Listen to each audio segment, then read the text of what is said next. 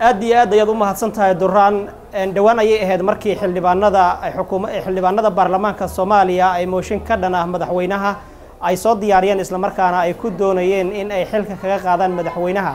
iyadoo ay taasi jirto ayaan waxaan mikrofoonka la dhaxmaray dadka ku nool dalka Koonfur Afrika isla markaana aan weydiiyay ra'yigooda ku aadan bal waxa ay ka qabaan xildhibaanada oo mooshin ka dhan ah madaxweynaha diyaarinayo dadweynahani ayaa siyaabo kala duwan uga hadlay magacayga waxa la yiraahdaa Cabdullaahi Saciid waxaan ku noolahay Cape Town sidaa daraadeed waxaan qabaa in madaxweynaha la siiyo chance waqtigan maanta la joogo waayo waxa lagu jiraa waqtigan xaalad adag waqti wax la kala bedelo nin kursi laga qaado nin kale ma joogo macna ma sameynayso marka hore magacayga aan ku bilaabo waa Kamaal Macalin Xasan midda kale waxa loo baahan yahay marka madaxweyne laga keeno mooshin runaantii wax macnaha kuma fadhido markasta in qof la bedelo qofna la keeno ada waqtiga shacabka ay ka dhuminaysaa marka ani ahaan waxaan dhilahay shacabka iyo dadka Soomaaliyeed in jaanis la siiyo baarlamaankana markasta inuu buuq keeno oo macnaha oo adiga la iska dawo mirqay wax uu macnaha faa'iido weyn ma soo kordhinayso marka qof kasta waxa looga baahan yahay inuu qofka kala jaanis siiyo laakiin hadii oo inta badan la iska qabsado wax macnaha ama in hada fikrada ay soo kordhi kartaa aniga ma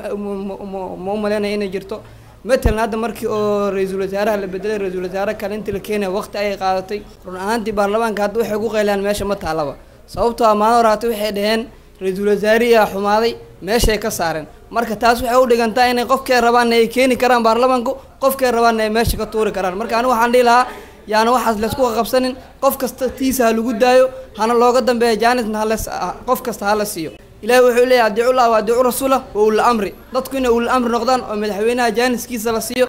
iyadoo aan bartanka uga jirno barnaamijkii ra'yiga dadweynaha isla markaana aan ku eegaynay barnaamijka dareenka shacabka iyo TV-ga caalamiga ah Home Cable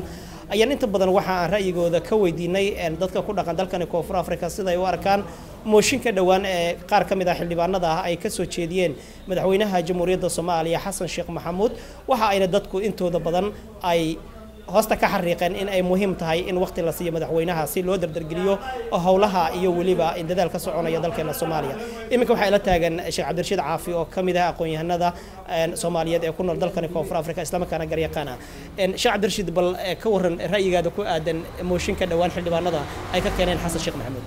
ra'yigii ku aadan ani shakhsiyan kulli waxaan qabaa madaxweynaha in la xisaabtamo oo wuxuu dastuurku u qorayo lagu xisaabtamo oo baarlamaanka iyo hay'adaha sharciga ah lagu xisaabtamo madaxweynaha taas waxay keenaysaa marka in oo mas'uuliyad iyo si sax ah madaxweynaha uu shaqeeyo laakiin marxaladan hadda maanta lagu jiro meesha Soomaaliya ay marayso maanta hadii la fiiriyo mooshinkan waqtigiisa lama keenin oo ka soo hormaray in dib loo dhigo ama laga fikiro oo si sax ah baarlamaanka uga soo fikiro yaan qabaa mooshinkaas waqtigiisii kuma soo aadin macnaheedu waa tahay hadii dhaliilal ay u arkeen baarlamaanka maadaama ay sharci dejiyaashii wadanka ay yihiin in xilka laga qaado madaxweynaha oo la bedelo maxaad ku diidaysaa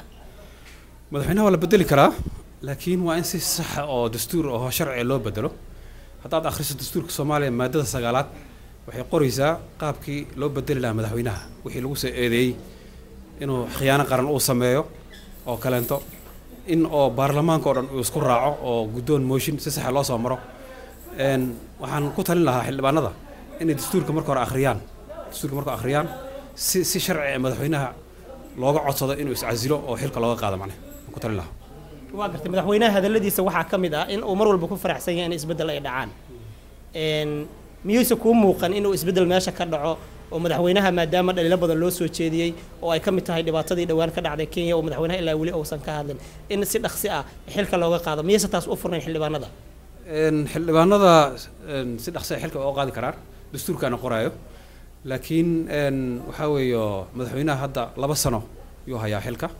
2 sano markaad akhriso wixii qabsoomay iyo waxa dhiman waxa qabsoomay aad u fara badan yihiin heer waxa la gaaray wasiir intii loo yeero oo baarlamaanka Soomaaliya uu yeero la xisaabtamo oo dhaw saxaafada laga bixiyo meesha oo si sax oo xor oo dimuqraadi ah loola xisaabtamo wasiirada heerkaas la gaaray xamarka ma jirin Soomaaliya kama jirin waa tahay daawadayaal barnaamijkii ra'yi aruurinta dadweynaha dalka Koonfur Afrika oo ugu dambeeyay Sheekh Cabdirashiid Caafi intaas ayaan ku soo koobaynaa bal markana aan dib in kugu celiyo barnaamijkeena dareenka shacabka iyo Durraan iyo stuudiyaheena London